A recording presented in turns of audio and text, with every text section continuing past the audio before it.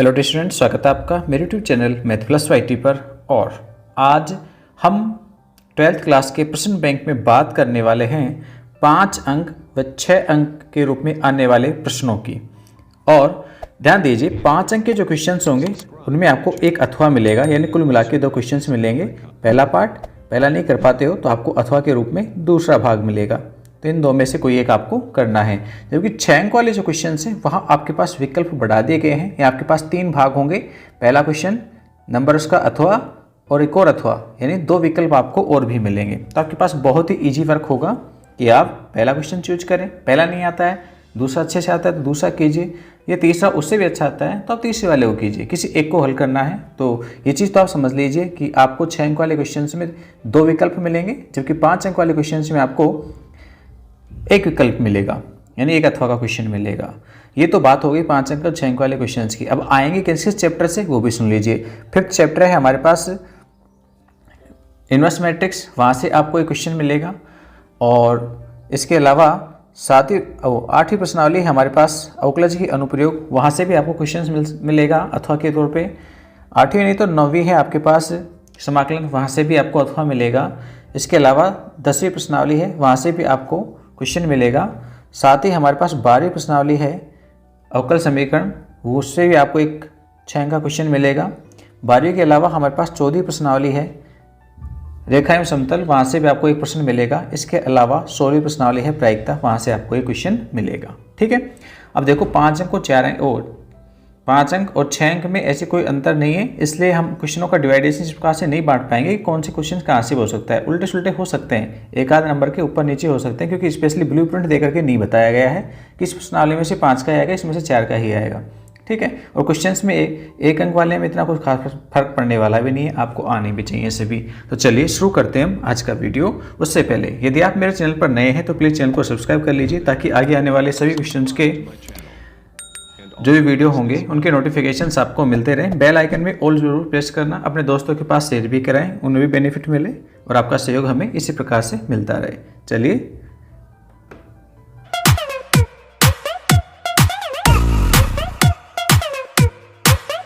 देखिए, आज का पहला प्रश्न 1 से 24 प्रश्न तक हमारे पास यहाँ पे, यानी कुल मिला के 24 प्रश्न हैं, उनमें अथवा भी हैं। तो लगभग आप समझ लीजिए 24 या 72 71 समथिंग क्वेश्चन है हमारे पास। तो हम कुछ को सोल्व करने वाले हैं आज। सबसे पहले हम बात कर रहे हैं 16वीं प्रश्नावली का क्वेश्चन है हमारे पास। एक पासे को 2 बार उछाला गया है। एक पासे को जब हम 2 बार उछालते हैं तो हमें कुल मिलाकर के 36 परिणाम मिलते हैं। ठीक है, NS की हम बात करें प्रतिशत समष्टि में, हमें कुल मिलाकर के 36 परिणाम मिलते हैं। और प्रकट हुई संख्याओं का योग 6 पाया गया। पासे को उछालने पर जो संख्याएं प्रकट हो रही हैं पासों पर, उनका योग कितना है? 6 है। संख्या 4 के न्यूनतम एक बार प्रकट होने की सप्रतिबंध प्रायिकता क्या है? क्वेश्चन इतना बड़ा है नहीं, इन्होंने यहाँ पे दे दिया है 5 अंक के लिए। चलिए समझा देते हैं। यहाँ हम एक घटना लेके चलते हैं। पहली वो ये कि पासे पर प्राप्त संख्याओं का योग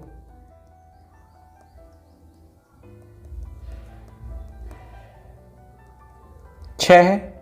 ये पहली घटना है, यहाँ पर हमारे पास दी गई है, ये पाई गई है, यानी हमको ज्ञात है घटना ए। और एक और घटना बी हमने बनाई, वो क्या है?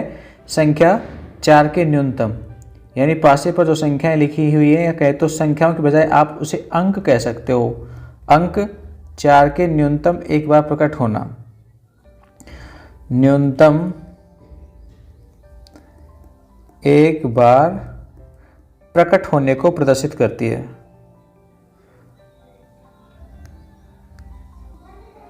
होने को प्रदर्शित करती है घटना बी। तो सबसे पहले घटना ए के अनुकूल परिणामों को हम लिखें। पासों प्राप्त संख्याओं का योग 6 कब कब हो सकता है? 1 5 के रूप में, 2 4 के रूप में, या फिर 3 3 के रूप में, या फिर 4 2 के रूप में, या फिर 5 1 के रूप में पासों पर संख्याएं आए तो उनका योग 6 हो जाएगा। ऐसे घटना बी की हम बात करें तो घटना बी में 4 के न्यूनतम एक बार प्रकट होने को, 4 का आपके पास कम से कम एक बार आना चाहिए। तो ऐसा हो सकता है 1 4, ऐसा भी हो सकता है 2 4, इसमें 4 एक ही बार आ रहा है, 3 4 भी हो सकता है। न्यूनतम एक बार आने की कह रहा है, अधिकतम कितना भी हो सकता है, यानी 4 4 भी हो सकता है, या फिर 5 4 भी हो सकता है और 6 4 भी हो सकता है। या फिर ऐसा हो सकता है कि 4 1 हो, 4 2 हो, 4 3 हो, 4 5 और 4 6 हो। ये संभावित हमारे पास अनुकूल परिणाम हैं जिनमें 4 का अंक कम से कम एक बार आया है, कम से कम एक बार या उससे अधिक बार वाला भी हमने शामिल कर लिया है यहाँ पर। तो ये आपके पास सेट बी में आने वाले अवयवों की संख्या है। अब उसने सहप्रतिबंध प्रायिकता पूछी है बी के लिए, ठीक है। तो इन दोनों में कॉमन क्या है, ए इंटरसेक्शन बी, ए और बी में उभयनिष्ठ क्या है वो भी चाहिए हमें। अब आप यहाँ से देख लीजिए, जिसमें 4 आ रहा होगा वही उभयनिष्ठ होगा, ठीक है, क्योंकि न्यूनतम 4 आना चाहिए। तो 4 आ रहा है आपके पास यहाँ। तो कितने अवयव हैं जो दोनों में कॉमन है, 2 4 और 4 2, केवल 2 ही एलिमेंट्स हैं। तो 2 4 और दूसरा हो गया है 4 2। तो उभयनिष्ठ अवयवों की संख्या आपके पास कितनी आ गई है, 2। तो हम लिख सकते हैं यहाँ पर कि एन ए में अवयवों की संख्या है वो आपके पास 5 है, एन बी में अवयवों की संख्या है वो कितनी है, 11 है, और एन ए इंटरसेक्शन बी यानी ए इंटरसेक्शन बी में आपके पास अवयवों की संख्या 2 है। अब सहप्रतिबंध प्रायिकता ज्ञात करने का सूत्र क्या होता है, हमसे पूछा गया है कि घटना ए दी गई है तो घटना बी की प्रायिकता ज्ञात कर दीजिए। सूत्र होता है P A intersection B upon P A, ठीक है। प्रायिकता की बजाय आप इनमें केवल संख्याओं के रूप में लिख सकते हो, इनमें अवयव की संख्या ए इंटरसेक्शन बी और बटे में एन ए, सूत्र लगा देंगे। तो ए इंटरसेक्शन बी का मान तो आपके पास 2 है और एन ए का मान आपके पास 5 है, तो आपके पास आंसर आ जाएगा 2/5, ठीक। चलिए नेक्स्ट क्वेश्चन को देखते हैं हम। इसी का अथवा है हमारे पास नेक्स्ट पार्ट, कहता है ए व बी ऐसी घटनाएं हैं कि पी ए इक्वल टू 1/2 है। आपको घटना ए की प्रायिकता मिली है 1/2 और पी ए यूनियन बी का भी मान मिला है आपको 3/5। इसके अलावा पी बी हमको मिला है कितना, 2, सॉरी पी बी हमको मिला है पी। तो पी का मान ज्ञात कीजिए, क्या चाहिए हमको, पी चाहिए, कितना होगा, यानी घटना बी की प्रायिकता। पहली घटना है वो नंबर 1 हम डाल के लिखें, घटनाएं परस्पर अपवर्जी हैं। अपवर्जी होंगी तो क्या होगा, घटनाएं परस्पर अपवर्जी हैं तो पी ए इंटरसेक्शन बी का मान कितना होगा, 0 होगा। यानी अपवर्जी घटनाओं के लिए पी इंटरसेक्शन बी का मान 0, दोनों में कोई उभयनिष्ठ अवयव नहीं होंगे, इसलिए प्रायिकता 0 होगी। तो आप A intersection A union B को कुछ इस प्रकार से लिख सकते हो, केवल पी ए प्लस में पी बी, या ए इंटरसेक्शन बी का पार्ट नहीं आएगा। तो पी ए का मान 1/2 है और पी बी का मान हमारे पास पी है, जबकि पी ए यूनियन बी का मान दे रखा है वो है 3/5। तो हम 1/2 को घटा देंगे कितने में से, 3/5 में से। 3/5 माइनस में 1/2, आपके पास पी का मान आ जाएगा। तो आपके पास एलसीएम हो जाएगा यहाँ पे 10, तो ये 6 माइनस 5, तो प्रायिकता आ गई 1/10, ठीक है। चलिए नेक्स्ट सेकंड पार्ट देखते हैं, घटनाएं कैसी हैं, स्वतंत्र हैं। सेकंड पार्ट में कहता है घटनाएं स्वतंत्र हैं और स्वतंत्र होने के लिए क्या प्रतिबंध है, पी ए इंटरसेक्शन बी का मान है वो P A into P B के बराबर होता है। अब हम वहीं पी ए यूनियन बी का फॉर्मूला लगा देंगे, पी ए प्लस में पी बी और माइनस में पी ए इंटरसेक्शन बी। मान पुट कर देंगे, पी ए का मान 1/2 है, पी बी का मान पी है, minus P A intersection B की जगह हम P A dot P B लिखेंगे, तो पी ए का मान 1/2 और पी बी का मान पी हो जाएगा। सरल करना चाहेंगे, ए यूनियन बी की जगह पर 3/5, तो 3/5 माइनस का 1/2, इधर p माइनस में p/2। तो 3/5 में से हम 1/2 घटाए थे, अभी भी ऊपर घटा के आए थे, कितना आ रहा था, 1/10 आ रहा था। और यहाँ हम p में से p/2 घटाएंगे तो p/2 आ जाएगा। या फिर आप यहाँ से p का मान निकालेंगे तो ये आपके पास हो जाएगा 2/10 यानी 1/5। तो आपके पास p का मान मिलेगा 1/5। यह आंसर हो गया है, घटना b की प्रायिकता हमको मिल गई है, p बराबर 1/5। चलिए नेक्स्ट देखते हैं हम। सेकंड क्वेश्चन है हमारे पास, कह रहा है इंटीग्रेशन cos x dx। आपके पास समाकलन का क्वेश्चन आ गया है, cos x dx बटे में 1 प्लस में sin x इंटू 2 माइनस का sin x का मान ज्ञात कीजिए। देखिए मैं इसे i इंटीग्रेशन के रूप में लिखूं तो cos x dx upon 1 plus में साइन एक्स और 2 माइनस का साइन एक्स। ध्यान से देखेंगे हर में साइन एक्स आ रहा है और उसका अवकलन ऊपर विद्यमान है। तो हम सबसे पहले तो करेंगे प्रतिस्थापन। मान लेंगे कि माना sine X equal to T. ठीक है, क्वेश्चन को देख के आपको समझना है यहाँ पे होगा क्या। साइन एक्स का हम डिफ्रेंशिएशन करेंगे तो हो जाएगा कोस एक्स डी एक्स और टी का डी टी। ये मान उठा के हम इसमें पुट करेंगे तो आपके पास आई चेंज होकर के आ जाएगा, कोस एक्स डी एक्स की जगह पे तो डी टी हो जाएगा और नीचे हो जाएगा 1 माइनस का टी, 1 प्लस का टी और दूसरे में 2 माइनस का टी। ये वैल्यू हमारे पास आएगी। अब आप ध्यान से देखेंगे तो किस चीज़ से संबंधित है, ये हमारे पास आंशिक भिन्नों का प्रश्न है तो हम इसे सोल्व कर लेंगे। कि मान लिया हमने यहाँ पे 1/1 प्लस टी और 2 minus T equal to a/1 plus T और b/2 माइनस का टी। ठीक है, अब हम इसे सोल्व करना चाहेंगे, इसको नंबर डाल लेंगे भाई, लास्ट में रखना है मान हमें। तो यहाँ पे हम सोल्व करेंगे, एलसीएम लेंगे तो ये बन जाएगा 1 प्लस में t और 2 minus T as it is, और इधर वाले पार्ट में a 2 माइनस टी और b 1 प्लस टी, और एलसीएम वही आएगा 1 प्लस टी और 2 माइनस टी। दोनों तरफ आपके पास हर समान है तो अंश वाले हिस्से को आप बराबर लिख सकते हो। एक बराबर में a 2 माइनस टी प्लस में b 1 प्लस टी।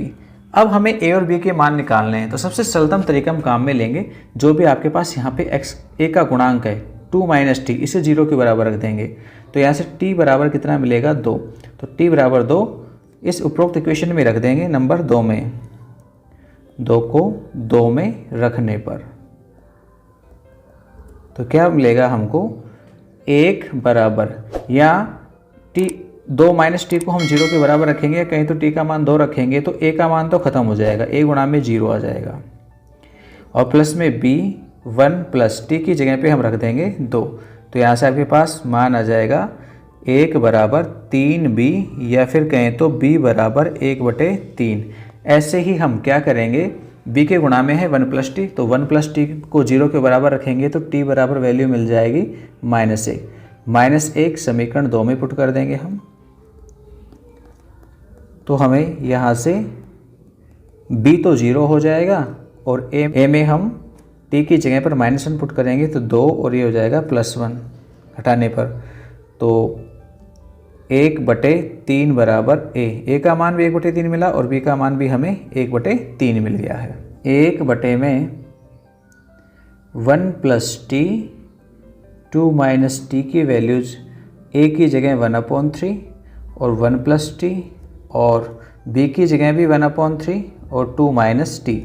समीकरण 1 में एक समीकरण से हम वैल्यूज रखें, समीकरण 1 में था dt/1 प्लस में t और 2 माइनस का t, तो ये आपके पास इंटीग्रेशन के रूप में मान आ रहा था। हम यहाँ पे निकाल चुके हैं इस चीज़ को, इंटीग्रेशन करेंगे 3 को बाहर लिख देंगे, 1/1 प्लस में t और dt, और दूसरा पार्ट है वो बन जाएगा आपके पास, क्योंकि हमने मान निकाल लिया है 1/1 प्लस टी 2 माइनस टी का, और दूसरा आपके पास 1/3 इंटीग्रेशन 1/2 माइनस टी और dt। समाकलन कर देंगे हम इनका, तो 1/3 ये बन जाएगा log 1 प्लस टी, और यहाँ पे इस वाले में हम बात करें तो ये आपके पास बन जाएगा 1/3 और log 2 माइनस टी, लेकिन देखो t का गुणांक -1 है तो यहाँ पे -1 का भाग लगेगा, ये ज़रूर ध्यान रखना है। तो ये 1/3 log 1 प्लस टी और माइनस में 1/3 log 2 माइनस टी, ठीक, या 1/3 कॉमन आ जाएगा और log की प्रॉपर्टी लगाएंगे तो ये हो जाएगा 1 प्लस टी बटे में 2 माइनस का टी, और प्लस में c जोड़ देंगे और t का मान पुट कर देंगे। 1/3 log 1 प्लस में साइन x और 2 माइनस में साइन x और प्लस में c, ये आंसर हो जाएगा। एक और भी तरीका है आपके पास, यदि आप आंशिक भिन्नों में सरल नहीं करते हो इसे तो आप दूसरे तरीके से सोल्व कर सकते हो। वो देखिए क्या करेंगे, आप नीचे वाली जो संख्या है यहाँ से आगे आ जाइए, इसमें नीचे वाली जो संख्या है इसको गुणा कर देंगे। जब हम इसे गुणा करेंगे तो क्या मिल जाएगा आपको, इन दोनों का गुणा करेंगे तो 2 माइनस का टी प्लस में 2t और माइनस का टी स्क्वायर बनेगा, यानी 2 और प्लस में t माइनस का टी स्क्वायर, 2 अलग रह जाएगा, माइनस कॉमन ले लेंगे, टी स्क्वायर माइनस टी बन जाएगा। और यहाँ पे अब आप इसमें 1/4 जोड़ेंगे और घटा देंगे, तो जोड़ेंगे वो तो आपके पास अंदर रह जाएगा और 1/4 जो घटाएंगे वो बाहर वाले माइनस के चिन्ह से गुणा होके प्लस हो जाएगा। तो आप चाहें तो उसे प्लस में 1/4 यहाँ लिख सकते हो। 2 में 1/4 जोड़ देंगे हम तो हो जाएगा 9/4 और माइनस में ये बन जाएगा t माइनस 1/2 का होल स्क्वायर। ठीक है, तो 9/4 को आप 3/2 का होल स्क्वायर भी कह सकते हैं। तो ये वैल्यू जब आप यहाँ नीचे रखोगे और फिर यहाँ पे सीधा सूत्र लग जाएगा किसका, लॉग का, और आपके पास जो आंसर यहाँ पे दिए जा रहे हैं वो आंसर आ जाएंगे। ठीक है, तो लॉग के द्वारा भी इसे सोल्व किया जा सकता है डायरेक्टली। तो 2 तरीके हैं, दोनों में से कोई सा भी कर लें। कभी सोचे बच्चे कि सर आपने तो ये करा दिया जबकि होता है ऐसे, ऐसी कोई बात नहीं है। चलिए नेक्स्ट क्वेश्चन को देख लेते हैं हम। तत्वा वाले क्वेश्चन की हम बात करें तो समाकलन integration 0 to infinity log 1 + x² / 1 + x² dx का मान ज्ञात कीजिए। देखो हमें इसका समाकलन करना है, I = इंटीग्रेशन 0 टू इन्फिनिटी और फिर है log 1 + में x² और नीचे भी 1 + में x²। ठीक है, दोनों जगह एक जैसी चीज़ें हैं। हम इसे छोटा करना चाहें, सरल करना चाहें तो हम इसे थोड़ा सा मान सकते हैं। सरल करने से पहले माना x = tan थीटा, तो देखो डिफ्रेंशिएशन में क्या हो जाएगा, sec² थीटा d थीटा। और यदि मैं यहीं पर लिमिट की बात कर लूँ, x का डिफ्रेंशिएशन dx भी होगा। यदि मैं यहाँ पर लिमिट की बात कर लूँ तो जब x = 0 तो tan theta = 0, it means theta = 0। बात करूँ जब x = इन्फिनिटी, उस कंडीशन में थीटा का मान आप निकालोगे तो कितना आएगा, π/2, क्योंकि tan में इन्फिनिटी मान π/2 पर आता है। तो ये सीमाएं भी हमारे पास बदल जाएंगी। तो जो हमारे पास ऊपर इंटीग्रेशन है वो इंटीग्रेशन अब चेंज होकर के कैसा आ जाएगा, I = इंटीग्रेशन, लिमिट्स चेंज होंगी 0 टू π/2 हो जाएगा। फिर log 1 + में tan² x की जगह हम क्या रख देंगे, tan रख देंगे, तो tan थीटा स्क्वायर हो गया, tan² थीटा।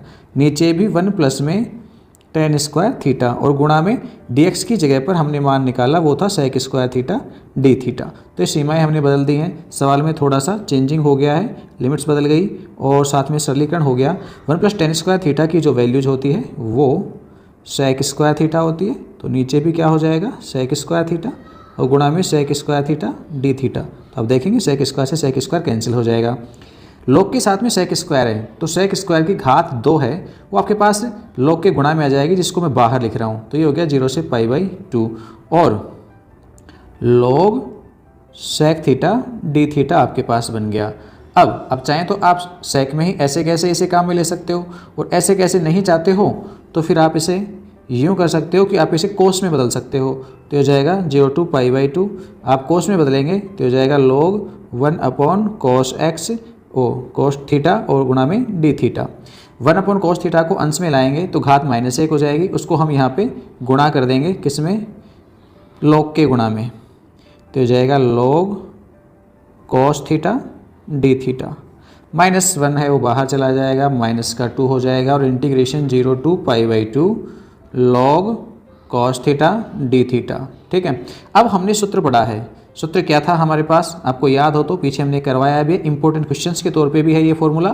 तो क्या है, integration 0 to π/2 log cos theta d theta हो, या फिर 0 टू π/2 log sin थीटा हो।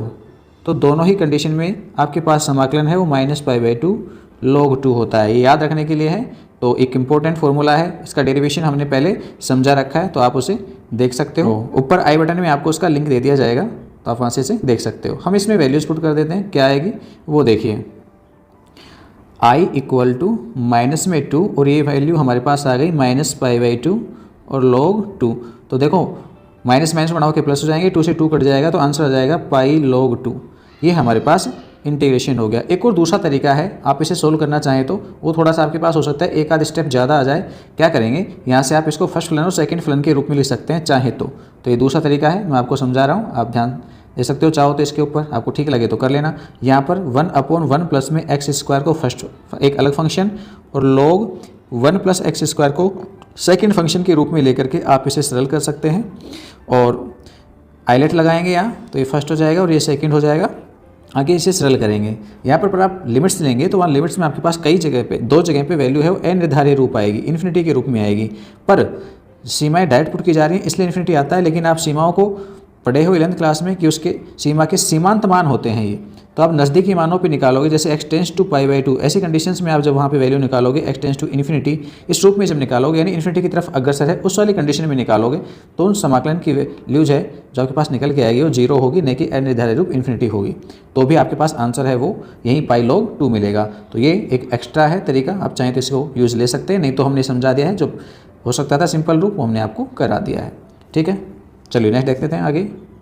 इसी का अथवा एक और, जो कि 8वीं प्रश्नावली में से अंतराल ज्ञात कीजिए जिसमें दिया गया फलन f(x) sin 3x x belongs to 0 से π/2 वर्धमान है और हास्यमान है। तो क्या करना है, इस अंतराल में f(x) = sin 3x है, आपको f(x) मिला है sin 3x के रूप में। जब हमें वर्धमान हास्यमान की जांच करनी होती है तो हम डिफ्रेंशिएशन ज्ञात करते हैं, तो हो जाएगा 3 cos 3x, इसे हम 0 के बराबर रखेंगे तो f(x) = 0 से चरम बिंदु प्राप्त हो जाएंगे। तो ये बन जाएगा cos 3x = 0, और cos 0 कब आता है, cos π/2 पर 0 होता है या 3π/2 पे 0 होता है। तो 3π/2 तो दिए गए अंतराल से कहीं बड़ा चला जाएगा, इसलिए हम उस वैल्यूज़ को नहीं पुट कर रहे हैं, तो हम यहाँ पे cos π/2 रख रहे हैं। तो क्या मिल गया, 3x = π/2, या कहें तो x का मान हमें मिलेगा वो होगा π/6। ये तो इसी इंटरवल में है 0 से π/2 में। तो 0 से π/2 वाला जो इंटरवल है वो हमारे पास चेंज हो गया है। हम क्या कर सकते हैं, ये मान लीजिए 0 से π/2 वाला इंटरवल है, तो इसके बीच में आपको कितना मिल गया, π/6 मिल गया। तो इस अंतराल के दो भाग बन गए हैं, एक तो बन गया 0 से π/6 का और दूसरा पार्ट बन गया है π/6 से π/2 का। ठीक है, तो नंबर 1 हम बात करते हैं अंतराल 0 से π/6 में। हमने x ले लिया, वो ले लिया है 15 डिग्री के लिए यानी π/12। तब हम f' की वैल्यूज़ निकालते हैं, f' π/12। ये वैल्यूज कहाँ हैं, f', 3 cos 3x इसमें पुट करेंगे, तो 3 cos 3 और x की जगह पर π/12 पुट कर देंगे, तो हो जाएगा 3 cos π/4, और cos π/4 का मान है वो 1/√2 होता है, यानी ये मान हमको मिला वो >0 मिला है। सही है, इसलिए यूँ कह सकता हूँ 0 से π/6 में >0 तो क्या कहेंगे हम, f वर्धमान फलन है। तो एक अंतराल मिल गया हमको कि 0 से π/6 में फलन कैसा आएगा, वर्धमान आएगा। सेकंड पार्ट, सेकंड अंतराल को हम लेते हैं π/6 से π/2 में। यदि हम x को एक बिंदु ले लेते हैं, कोई सा भी एक बिंदु चूज कर लीजिए, 45, 60 जो भी आपको ठीक लगे, चलो मैं 60 कर देता हूँ π/3, तब फलन का डिफ्रेंशिएशन कितना आएगा, π/3, और 3 cos 3 और x की जगह पर π/3 रखेंगे, 3 से 3 कैंसिल हो जाएगा, तो 3 cos π, और हम जानते हैं cos π का मान -1 होता है, तो ये बन गया -3। -3 का मतलब है <0, यानी इस इंटरवल में आपके पास f' ऋणात्मक आ रहा है। ऋणात्मक आता है तो फलन कैसा कहलाता है, हास्यमान। इसलिए π/6 से π/2 में f हास्यमान होगा। ठीक है, तो इस प्रकार से आपके पास वर्धमान और हास्यमान के लिए अंतराल आ जाएंगे। अंतराल पूछे गए थे, हो गया है पूरा, ज़्यादा बड़ा क्वेश्चन नहीं है, 4 अंकों के रूप में मिल सकता है आपको, या 5 अंक के रूप में। देखिए नेक्स्ट हम बात करते हैं, चौथा लिखा हुआ है, वैसे तीसरा क्वेश्चन है लेकिन तीसरा क्वेश्चन मिसप्रिंट हो गया है यहाँ, तो सीरियल सारे आगे बदल रहे, इसलिए मैं भी चेंज नहीं कर रहा, आपको कोई कन्फ्यूजन नहीं हो। चौथे में कहता है x tan इनवर्स x बटे में 1 + x² की घात 3/2 dx का मान ज्ञात कीजिए। तो हम यहाँ पे क्या करेंगे, रिप्लेसमेंट करेंगे। सबसे पहले मान लेते हैं I = integration x tan inverse x बटे में 1 + में x² की घात 3/2 और dx। प्रतिस्थापन करते हैं तो माना tan इनवर्स x = t, या फिर x = टेन टी डिफ्रेंशिएट करेंगे हम इसे, तो टेन इनवर्स एक्स का डिफ्रेंशिएशन 1/1 प्लस में एक्स स्क्वायर होता है, एक्स का डी एक्स हो जाएगा और टी का डी टी हो जाएगा। अब हम इस आई में इसे रिप्लेस कर देंगे, I equal to integration x की जगह पर आ जाएगा ten T, tan inverse x की जगह पे आ जाएगा टी, और डी एक्स बटे 1 प्लस एक्स स्क्वायर की घात एक तो आपके पास काम आ जाएगी किसमें, डी टी में, और नीचे आपके पास रूट में बच जाएगी 1 प्लस में एक्स स्क्वायर, एक्स की जगह पे मान रख देंगे कितना है टेन टी, तो टेन स्क्वायर टी बन जाएगा। अब हम इसे सोल्व कर देते हैं और भी आगे, तो इंटीग्रेशन टी और टेन टी और नीचे वाला मान बनेगा सेक स्क्वायर टी, जिसको हम लिख सकते हैं केवल सेक टी और डी टी। अब हम इसे सोल्व करेंगे तो ये हो जाएगा I equal to integration T, ये बन जाएगा आपके पास साइन बटे में कोस टी, ये तो टेन का मान है, और सेक को लिखेंगे उल्टा अंश में तो कोस टी बन जाएगा, और डी टी, कोस टी से कोस टी कैंसिल हो जाएगा, तो T sine T D T, ये समाकलन हमको करना है। तो क्या हो जाएगा फर्स्ट फंक्शन और ये सेकेंड, तो फर्स्ट फंक्शन खंड से समाकलन लगाएंगे, प्रथम फलन सेकंड का इंटीग्रेशन माइनस फर्स्ट फंक्शन का डिफरेंशिएशन, सेकंड साइन टी का इंटीग्रेशन होता है माइनस में कॉस टी, और इस पूरे का भी इंटीग्रेशन, तो ये हो गया टी और माइनस का कॉस टी, और माइनस माइनस प्लस हो जाएगा integration cos T D T, तो ये हो गया माइनस में टी कॉस टी, और कॉस टी का समाकलन होता है साइन टी, तो फाइनल आंसर हमको मिल गया साइन टी माइनस में टी कॉस टी और प्लस में सी, टी का मान हम वापस पुट कर देंगे, तो साइन और टी की जगह पर tan inverse x minus tan inverse x और कॉस टेन इनवर्स एक्स और प्लस में सी, ये आपके पास फाइनल आंसर होगा। ठीक है, चलिए नेक्स्ट देखते हैं इसी का। फिर से 10वीं प्रश्नावली में से एक अच्छा क्वेश्चन है, 0 to infinity x d x upon a square cos square x plus में b square sine square x equal to pi square upon 2ab। 2 से 3 बार आ चुका है पिछले 7 से 8 सालों में ये, तो इंपॉर्टेंट क्वेश्चन है, आपको आना भी चाहिए, हमने पहले भी शामिल किया है इसको, तो इसका सॉल्यूशन हमारे पास पहले इंपॉर्टेंट क्वेश्चंस के वीडियोज़ में दिया जा चुका है, तो आप इसे वहाँ से देख सकते हो, उसका लिंक हम आपको ऊपर आई बटन में दे रहे हैं, वहाँ से आप इसे हल कर लेना। इसी का अथवा और देखिए आप आगे सिद्ध कीजिए कि F X equal to log X upon X द्वारा प्रदत्त फलन एक्स इक्वल टू ई पर उच्चतम है। एफ एक्स मिला है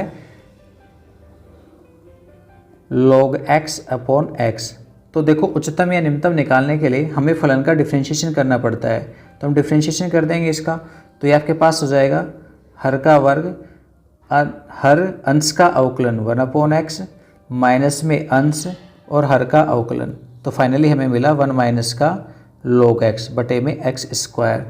F dash X equal to 0 से हम चरम बिंदु निकालते हैं, तो यहाँ मिल जाएगा 1 माइनस का log x इक्वल टू 0, नीचे वाला पार्ट है वो 0 से गुणा होकर ख़त्म हो जाएगा, तो आप इसे यूँ भी कह सकते हो log x इक्वल टू 1, और 1 को हम जानते हैं कितना होता है log 1 का मान log e, तो आप जब एंटी लॉग लेंगे तो x इक्वल टू कितना आ जाएगा e आ जाएगा, तो ये आपके पास एक चरम बिंदु भी आ गया है। हम सेकंड ऑर्डर डिफरेंशिएशन और करेंगे, तो पूरे अवकलन करने पर F double dash X equal to, यहाँ से आप पुनः अवकलन करेंगे एक्स स्क्वायर का होल स्क्वायर हो जाएगा, एक्स स्क्वायर एच टी रहेगा, 1 माइनस कोस एक्स का डिफरेंशिएशन करेंगे तो 1 का तो 0 और log x का हो जाएगा 1 माइनस log x है तो 1 का 0 हो गया, और log x का करेंगे तो 1/x हो जाएगा, माइनस अंश 1 माइनस का log x, और x स्क्वायर का डिफरेंशिएशन करेंगे तो 2x बन जाएगा। और इसे और भी सरल करके हम लिखें तो F double dash X equal to minus का x और माइनस में 2x और 1 माइनस का log x और बटे में x की घात 4।